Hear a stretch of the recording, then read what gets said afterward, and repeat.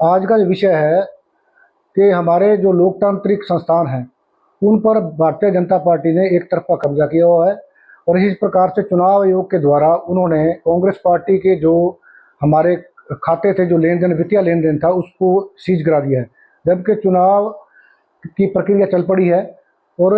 भारतीय संविधान में प्रत्येक राजनीतिक दल को एक हक दिया गया है, एक अधिकार दिया गया है कि जब भी चुनाव हो तो सभी पार्टियों को बराबर का धरातल मिले, बराबरी का उन्हें मीडिया में स्थान मिले, बराबरी का उन्हें प्रचार का जो है उन्हें समय और सम्मान मिलना चाहिए।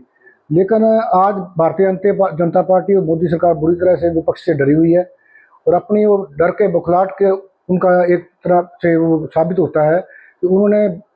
कांग्रेस पार्टी के जो वित्तीय लेन देन के खाते हैं वो सारे सीज कर दिए हैं। आज कांग्रेस पार्टी के नेताओं को देश के विभिन्न कोनों में जाकर के अपनी पार्टी के प्रत्याशियों के लिए प्रचार करने के लिए हवाई टिकटें या अन्य जो साधन होते हैं हेलीकॉप्टर वगैरह करने के लिए आज उनके हमारे पास कोई संसाधन नहीं है। इसके लिए आज देश की जनता को जागरूक होने की जरूरत है, क्योंकि ये लोकतंत्र जो है कांग्रेस पार्टी और देश के सभी लोगों ने मिलकर के इस देश को जो गुलामी की जो जंजीरें थी उनसे मुक्त करवाया था। उसके बाद देश में एक लोकतंत्र व्यवस्था स्थापित हुई थी, संविधान बना था। संविधान में सभी विपक्ष का, सत्ता पक्ष का और विपक्ष का जो बराबर का स्थान दिया गया था, कोई विपक्ष के बगैर लोकतंत्र का कोई मायना नहीं रह जाता। लेकिन आज की सरकार जो है तानाशाही प्रवृत्ति के माध्यम से विपक्ष को दबाने का काम कर रही है। बेशक वो कांग्रेस के खातों को सीज करके कर रही है, बेशक वो आज एक विपक्ष के मुख्यमंत्री केजरीवाल को जेल में बंद करके कर रही है। ये सारे की सारी जो कार्रवाइयाँ हैं ये तानाशाही कार्रवाई है, इसकी हम घोर निंदा करते हैं और हम सुप्रीम कोर्ट से अनुरोध करते हैं कि वो इस सारे मामले को, सारे चुनावी प्रक्रिया को स्वयं देखे और कांग्रेस पार्टी के जो सीज किए हुए खाते हैं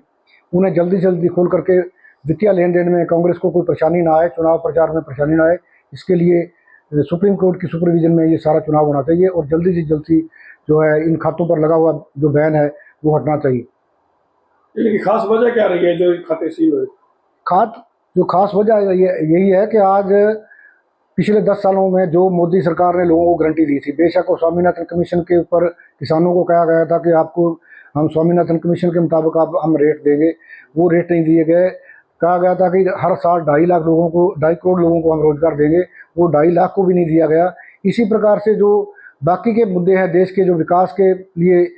बीजेपी ने बाधाएं खड़ी करी है, आज देश का नागरिक, नौजवान, व्यापारी, कर्मचारी सारे के सारे जाग चुके हैं और एक प्रकार से बीजेपी के खिलाफ पूरे देश में माहौल बना हुआ है। और ये जो 400 पार का जो नैरेटिव, जो ये एक नकली नैरेटिव इन्होंने बनाया हुआ है, ये बिल्कुल फ्लॉप सिद्ध हुआ। जिस प्रकार हरियाणा में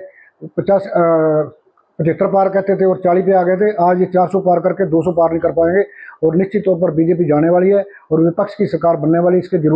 इसके लिए जरूरी है कि देश के जो नागरिक हैं वो जागरूक हों और अपने वोट को सोच समझ करके तानाशाही प्रवृत्ति को खत्म करने के लिए और लोकतंत्र को मजबूत करने के लिए अपना वोट दें। और कांग्रेस पार्टी और उसके जो भी कुलीग हमारे